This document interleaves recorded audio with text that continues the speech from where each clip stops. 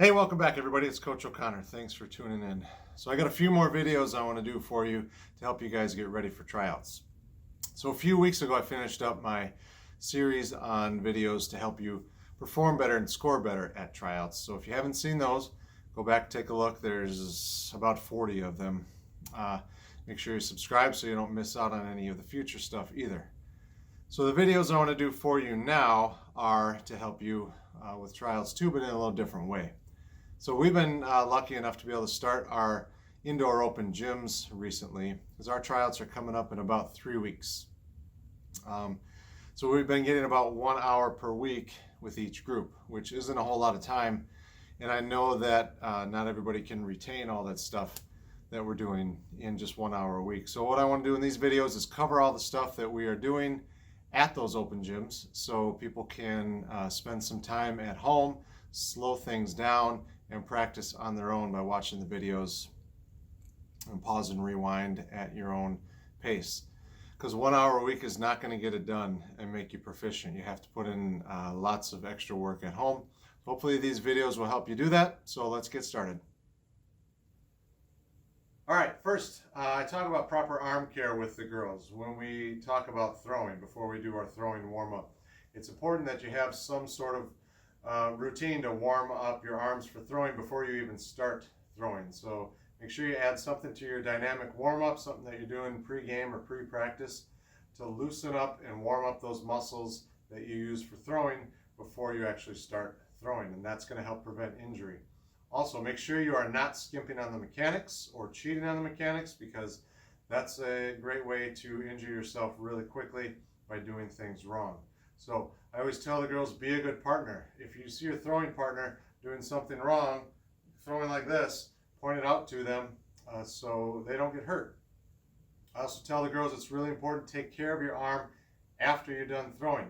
Make sure you're icing at home, even if you feel like you don't need to. Ice that night after practice, ice the next day a couple times.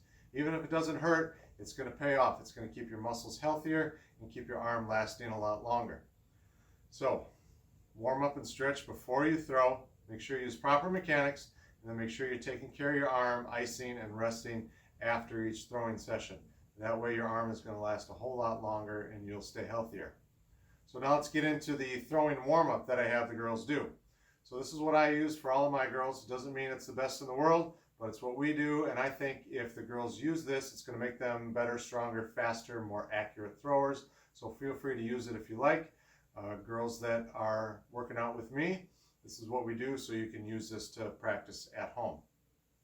All right, so the first thing that we're going to do is point your toes, knees, hips, and shoulders at your partner or square to your partner. Your throwing foot is back about 12 inches. You're going to start with your glove down at your side, and the ball is up here. Take your 90-degree angle, bring it in a little, and then point it, rotate your shoulders so the ball is pointed at your partner. We'll call this the lawnmower drill. So what you're going to do is point your glove as you twist back and squeeze your shoulder blades together. So this arm is going straight back like a lawnmower cord or a snowblower or a bow and arrow. Point the glove and then twist from the ground up. So the hips, then the torso, then the arm comes last. Throw and follow through. Finish with your head over your front foot, throwing side hand behind your glove knee.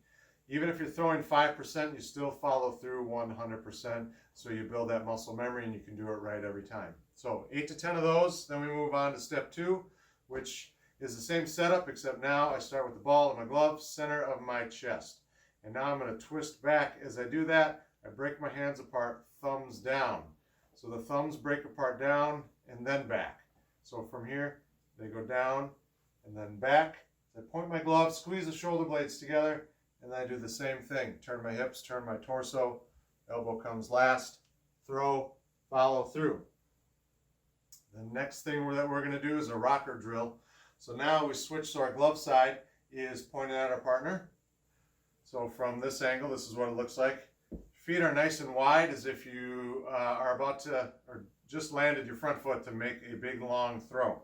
Front foot is open, toes are pointed either at 11 o'clock or 1 o'clock if you're left or right-handed. Ball's in the glove in the center of your chest. You rock forward on your front leg, and now you're going to rock backwards. But as soon as you start to move back, break your hands apart, thumbs down. Get the weight on your back leg as you squeeze your shoulder blades together. Now my toes are up, my glove is up, I'm going uphill. Now I'm going to push with my back leg and pull with my glove as I turn my hips, and then my torso leading with the chest, and the elbow goes last, and then throw and follow through. So we rock forward, rock back, throw. As soon as you start to go back, that's when you separate your hands. Next is a shuffle and crow hop. So for this one, you start with your hands apart, pick up your glove side foot, set your foot down. That's your trigger to start the drill. When the foot goes down, your feet come together as you swing your glove, the ball under your glove arm, and then you separate and throw. So at full speed, it looks more like a shuffle and a crow hop into a throwing position. Try to gain as much ground as you can toward your target. When we're doing a crow hop, we want to go out, not just up. So gain as much ground as you can with your partner. So really spread yourselves out for that one. Next, we're going to do the simulated scoop, shuffle, step, and throw, which I covered in the earlier videos that I did, but it's part of our throwing warm-up. So the ball is in your glove. You're going to step, step, scoop, step, step, throw. So if you're left-handed, you'll step left, right. If you're right-handed, it's right, left. So I'm a lefty, so I'm going to step left, right, scoop. And now as I bring the ball to the center of my chest, I get my throwing ankle pointed at the target. And then I separate again and throw. So that's the two-step simulated shuffle or simulated scoop, shuffle your feet and throw to your partner. The next and last thing that we do is we practice 6 different types of quick throws to our partner, short quick throws.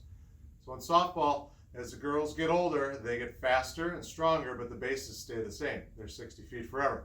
So we have to learn to get rid of the ball more quickly than we did when we were younger. So 6 types of quick throws that we practice. The first 3 are to the glove side.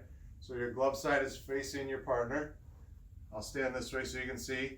Start with the ball on the ground, have them scoop it up, and the first one is a side arm. So I bring my arm back, squeezing my shoulder blades together as I point my glove, and then I turn my hips, staying low, and I throw side arm to my partner. It's just a quick, short toss from side arm. You have to stay low though. The next one is a knee down dart throw.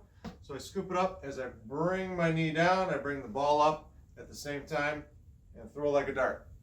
And the third one toward our glove, that's an underhand toss.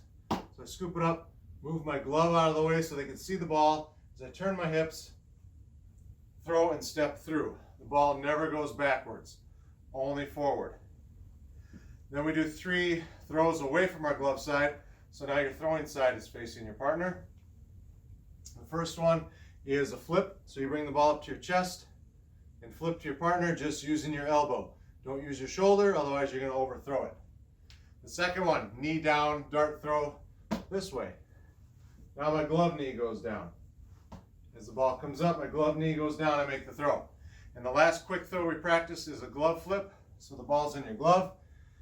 And just like the underhand toss, turn my hips, throw and step through with my glove side foot. I tell the girls to pretend you're throwing the heel of your glove at your partner. That will help to avoid throwing a rainbow or throwing the ball up over your head. So that's our entire throwing warm-up. After we warm up our arms and stretch our arms, we do that. So it's going to take a while for them to get used to it if it's new, but once they get it down, it's only going to take 10 or 12 minutes. And if they do all of those things consistently and they do them right, I feel it's going to make them better, stronger, faster, more accurate throwers. So thank you for watching. Make sure you subscribe. Keep your eye out for a few more videos.